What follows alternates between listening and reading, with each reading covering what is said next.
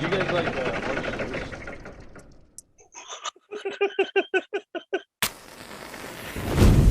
What's up, everybody? Welcome back to Pleeka. I'm Jerome. Today we'll be talking about Marvel's Secret Invasion Episode 1.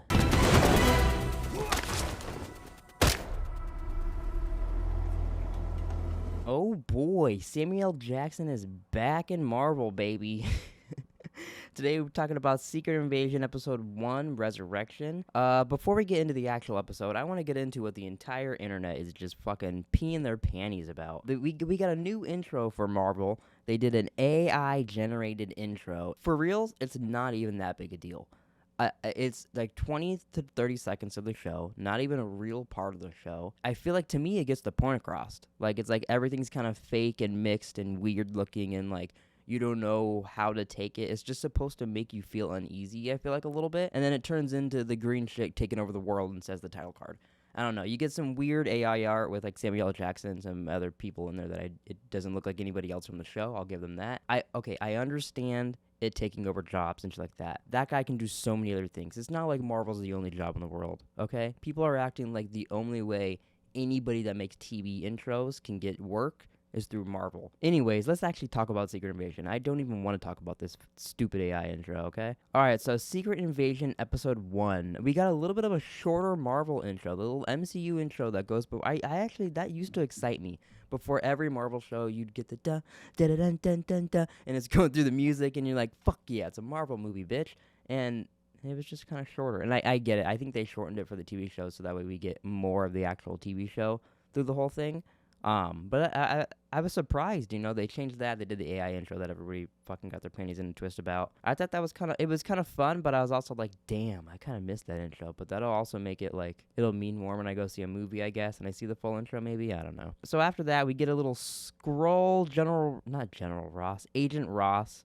Fuck, too many Rosses in this series. But yeah, we get a little opening of Ross, and he's being informed about the Skrulls and the situation and kind of like the plot of the show a little bit. Like anybody can be a Skrull. What's going on here? There's good Skrulls, there's bad Skrulls. And then a chase goes on. He jumps off a building, misses like he's Buster Keaton or something, falls down, and his face is like all messed up. And it turns out he was a Skrull and he dies. Now, I don't know if that means that he was a Skrull in Wakanda Forever and he was a Skrull in Black Panther and in anything else that he's been in. I don't really remember what else he's been in. But yeah, that was very interesting to me that they just killed him off there. And then, spoilers, at the end of the episode, they killed off Maria Hill as well. Like, those are two pretty ballsy humans, like important humans to kill off in the MCU. And I don't know if they're actually killing them off. They're probably waiting in that facility where they wipe your mind and they steal your body and stuff. I don't know what happens after that, Which that was pretty gnarly. They just like take his body and then they strap him up, zap his mind, and take his mind. That was pretty cool. I like that we're seeing a little more of these. Like, the villains are actually being villainous in this show. They're stealing people's bodies, stealing their minds, fucking doing terrorist attack, blowing up buildings and shit. Like, they're blowing up buildings dressed as little girls. Like, I don't understand when people are talking about the AI when that stuff's going on. That impressed me because they almost never let villains be villainous in shows like this. But we got a little bit of Don Cheadle in this. It's kind of fun. I think this is supposed to lead right into Armor Wars. We didn't get much of him. It was basically like, hey, there's a problem over here. Go fix this. See you later, Don Cheadle. You'll be in episode 2 or 3. And that was it. But, we all love seeing Don Cheadle appear in anything Marvel or anything ever, honestly. So that was pretty fun. I like that. I hope he gets to actually suit up in the show and do some shit. That'd be fun. Like War Machine versus some Skrulls. I would love to see that. It still throws me off though watching a TV superhero show because I almost it bugs the shit out of me. But like 80% of the time they don't wear costumes. It's not a big deal in the slightest, but it always upsets me a little bit. So that being said, I mean, I'm sure he will suit up, but I'm always like, oh, he probably won't because they don't want to spend the money on it. This whole episode, Maria Hill is kind of short with Nick Fury. She is very upset that he went to space and he abandoned her and he didn't really say goodbye or anything like that. But it made sense. I liked that she was a little upset with him. Like, what the fuck, pal? We were good buddies. Remember when we were hanging out with the Avengers and all this stuff? And then now you're just going to space and sending Talos to deal with Spider-Man and stuff like that. But yeah, so she's pissed at him. They kind of have a whole talk, and it seems to start, like, slowly getting a little better. And then instantly we get this really fun sequence where they're watching all these Skrulls. And like I kind of said earlier about the kid terrorist attack thing, Nick Fury sees a little girl like earlier on in the episode. I don't remember exactly when, but he sees her like holding this really like rainbow colored ball. And he looks at her like, what the fuck is this little girl? Like, what? Something is strange about this. Is she a Skrull?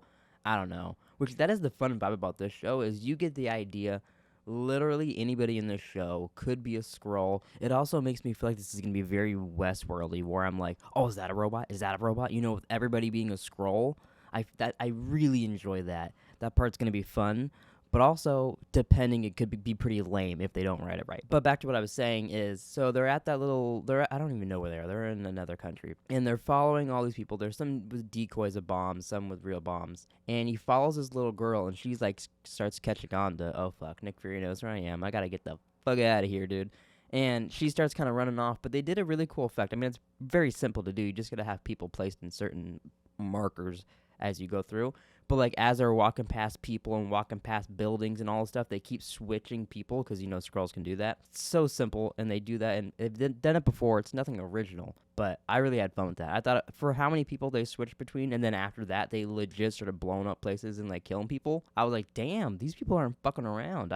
I really, really enjoyed them. And I thought that sequence was pretty fun as well. I hope we get a lot more fun, maybe a little more unique, but a lot more fun sequences like that of like the Skrulls with their powers, because like there was earlier on, there's that kid that joined I can't think of her name, Talos' daughter, you know, Daenerys Targaryen, but when he was joining like the bad Skrulls group, you know, he had to show his face. He did the little hat covering his head and hat again. I feel like we need some more good transformations because they've all been kind of covered up. But that being said, I did enjoy this one. Nick Fury walks up, but you can tell he's like an evil Nick Fury because he's got this fucking shit-eating grin on his face, like, I'm gonna fucking kill Maria Hill, and she's gonna think it was Nick Fury, and ooh, this is gonna be Gossip City, baby.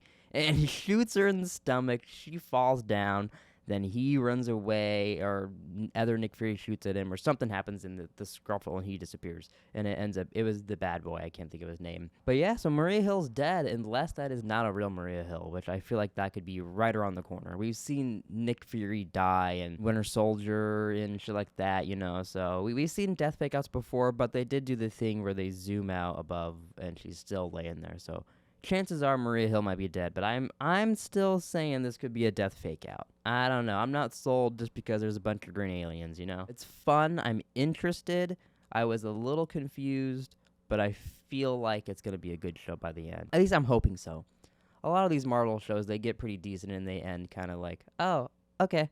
You know, like they don't have the best endings lately, which is very unfortunate. But yeah, I'm very curious to where this goes and where this leads, and if this changes the MCU in any way whatsoever, and how it leads into Armor Wars and all that. Yeah, but alright, if you enjoyed this review of Secret Invasion, please like and subscribe. Catch you guys next week for episode 2 of Secret Invasion. Hopefully the internet's panties have calmed down by then, and we can all have a good time, watch Samuel L. Jackson just yell at people, and, you know, him just have a blast filming a TV show. Can't we all just watch Samuel L. Jackson have a good time with Emilia Clarke?